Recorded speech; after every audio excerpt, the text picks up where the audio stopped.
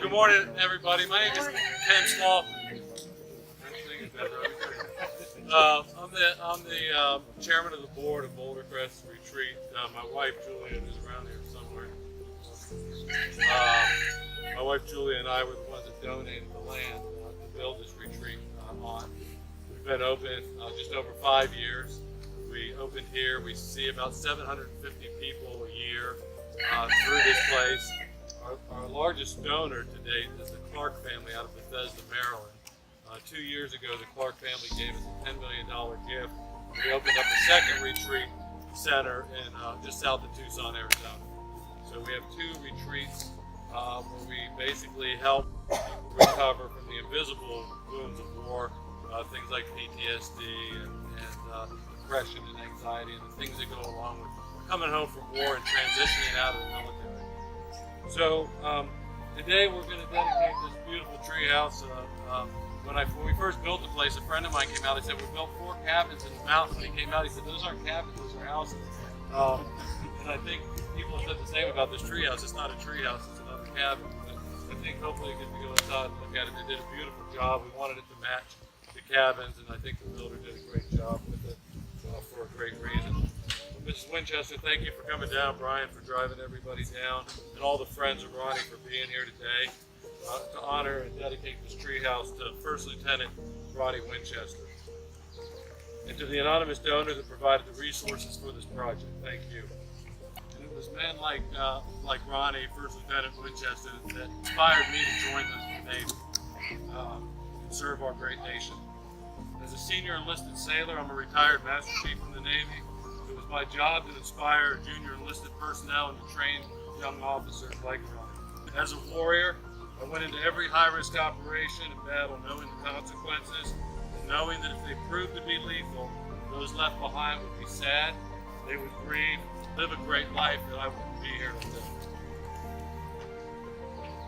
And I think this is a wish of every warrior.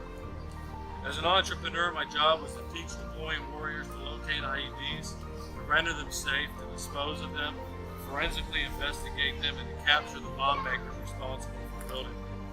The hardest part of any IED mission is locating. As a father, my goal is to provide a great role model to my daughters. As a grandfather, my role was to learn from my mistakes and do better with them than I did with my daughters. My mom died when I was 7 years old. My dad, my stepmother, and the U.S. Navy made me the man I am today. As the chairman of the board of Boulder Crest, my mission is to teach warriors to come home from the battlefield, to be the productive members of society, here that they were there. To live the life that their fallen brothers and sisters cannot. We are also hopeful that the families who stay here will be inspired to continue to serve their communities as they return home. As I thought about my hope for this treehouse, it was clear to me at first and foremost it would provide fun and comfort for the kids staying here. My grandson thinks it's his. And then we attached a small plaque to the front, which I hope you can all see today. And I realized there were 2 bigger opportunities with the treehouse. The first one was to start a conversation about Ronnie and men like him. Children are curious, and they want to know things like who, why, and how.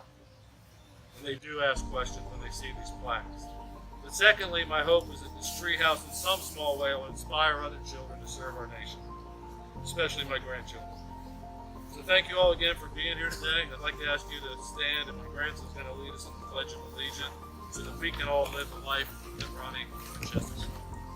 Allegiance to the flag of the United States of America, and to the republic for which it stands, one nation, under God, indivisible, with liberty and justice for all. All right, there are no strangers among us. We're all friends. If you don't know each other, you just haven't met yet. All right, we're strangers who haven't met each other. Everybody's here for the common purpose. All right, to honor this great man, Ronald Winchester, to give back to the community. My hope, similar to Ken Falke, who was not only a very good friend of mine, but really my mentor and hero. I love this guy, and what him and Julie have done. This place has only been around since 2013, and these 2 people here, with their vision and their passion, have presented this to our country to take care of our combat veterans. And their families.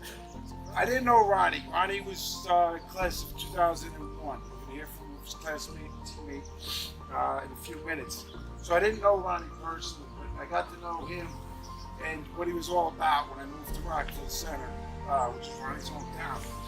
And Ronnie's had an unbelievable impact on my life because the fact of the matter is, he didn't have to go back the second time. He had a shore duty lined up, and he chose to be with his Marines, and he lost his life on the third day of his second deployment. And that kind of dedication and service to others has motivated me to give back and be more giving of myself. And like I said when I first started out, I appreciate being in a gathering of givers because, again, you guys are here for all the right reasons. So I appreciate that. And I think with this treehouse, why it's so important is when the combat veteran and their families come here, for the children to get inspired and give them a place to relax and recharge. And I think that Ronnie's legacy will continue on. It's like a ripple. Ronnie passed away, and it kind of affected his family and close friends and the community around him, and continues to do so. But as with this treehouse, we have a nationwide presence, and hopefully Ronnie's legacy and story will spread throughout our country and inspire the next generation to continue to serve others first. So anyway, thank you for putting up with my emotions. But I am passionate about this place, and I'm just so grateful to be a part of what this organization is doing. So thank you again for coming. I wanted to introduce Frank Schenk, who's a retired Navy captain. I first actually heard of Frank. This is a little sidebar. Frank was our place kicker at the Naval Academy. He was class of 91. And I was actually deployed while I was in Pearl Harbor. But I'll never forget, I was watching the game in it was early because we were 6 hours behind. But in any case, we were down by 1 or 2 points. Frank. And Army calls a timeout, and the announcer says, we're going to bring out our kicker, Frank Schenk. And I was like, oh man, Frank Schenk. 57-yard field goal. The hero of the 91 over game.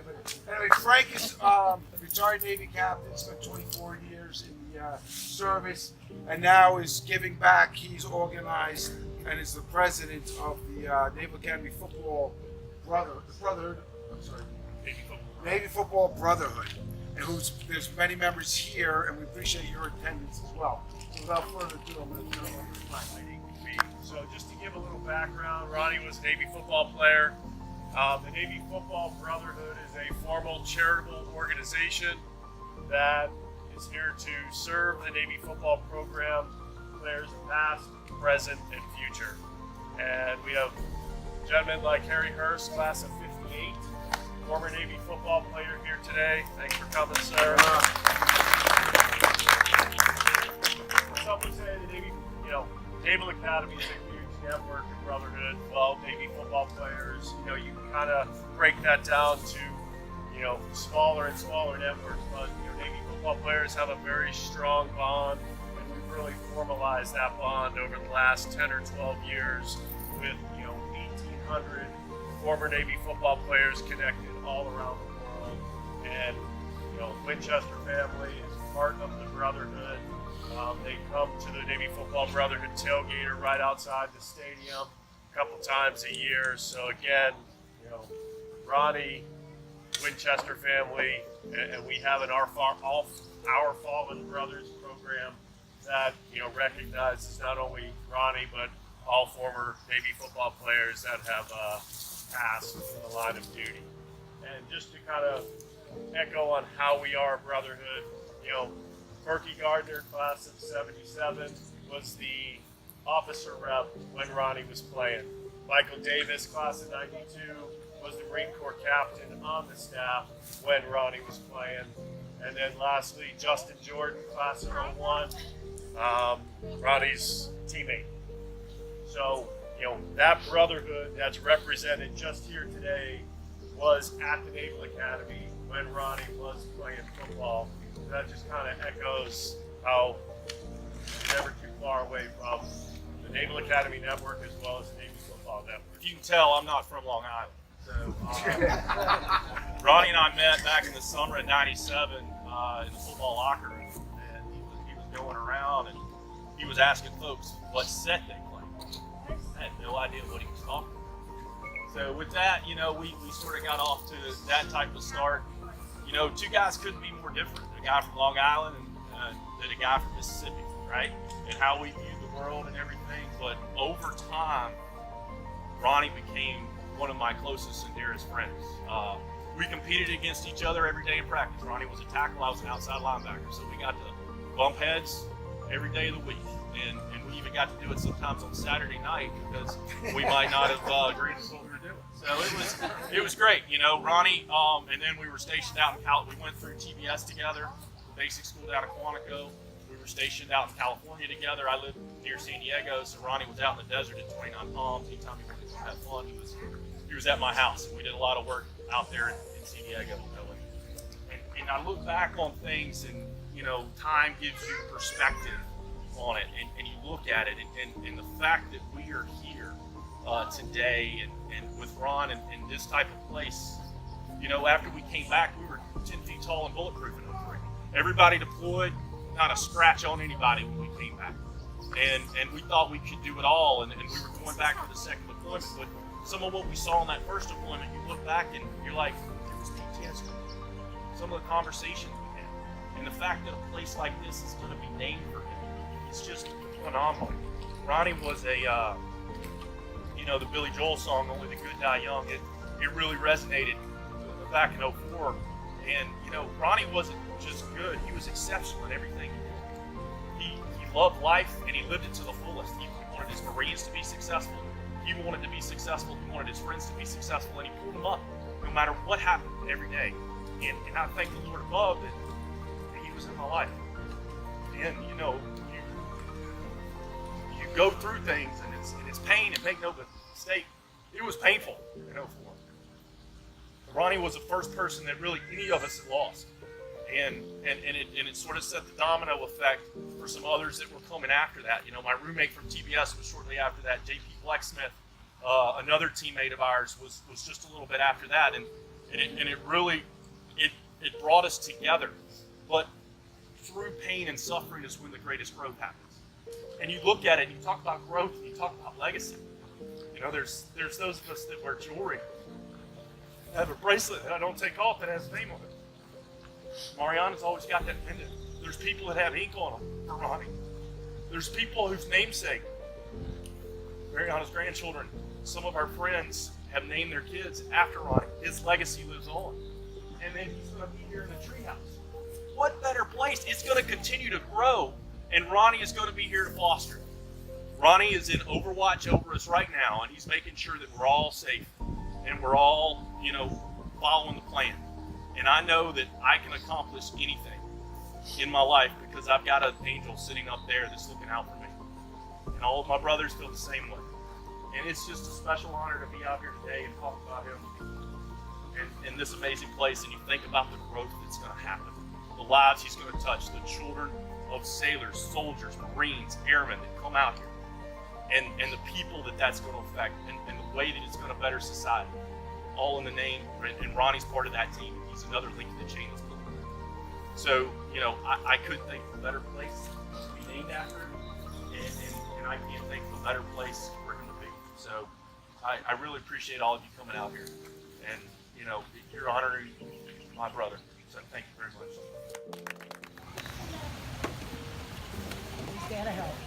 I'm not usually lost for words, but today I am. Before I start to thank everyone, there's some special people I need up here with. Ryan, No please. support. Michael. Yeah. Justin. Frank. Big Mike. Chris.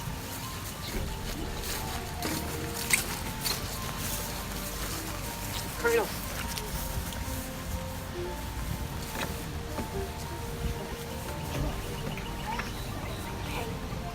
stand in front of you because this is my brotherhood.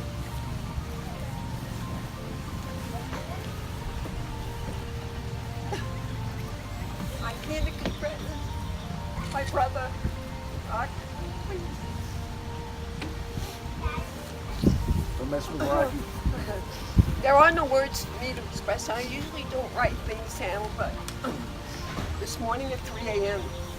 I decided to write words on paper because I didn't want to forget anything. Again, the gratitude that I have today, saying thank you back to you for the support that you've given to me and my daughter over the past 14 years. As I said, Ronnie has touched so many lives of people that have known him and even those that haven't. But that's what Ronnie does. He brings us together. A special thank goes out to my special friend in a huge part in making it happen, besides Ken, who I thank tenfold for doing this for all our veterans. And I hope someday to come down and actually visit and stay with my daughter. But again, this couldn't happen unless it happened a year ago on St. Patrick's Day, when I was told that this was going to be. And those two people are right here that presented me with a painting of what this would look like. And today, it actually happened. Both Mike and Brian have been with me and has not stopped giving me the support and the love that I need each and every day, only a phone call away, and sometimes a knock on my door, either with a floral bouquet, a basket, or just coming in to sit and chat with me without my son. I cannot thank them enough for the strength they have given me over these years. Today, I know my son is looking down. He's saying thank you for taking care of his mother. What you have continued to do for our troops, our veterans, is unbelievable, and I thank you. To all my friends, my co-workers, Ronnie's classmates, his buddies, his coaches, his Naval Academy Brotherhood, who made the trip. I thank you from the bottom of my heart. Those of you who knew my son know he loved to have a good time. Okay? That's all I'll say. Good thing, man. Today is no different. And I'm not crying in sorrow. I'm crying in celebration. Because he wants us to celebrate. He wants us to celebrate today, knowing that so many vets will have the pleasure of enjoying his log cabin and have their families and Gold Star families enjoying it as well. Tomorrow is Mother's Day, and many of us, or you, will receive flowers of gift from your children. Today I received mine.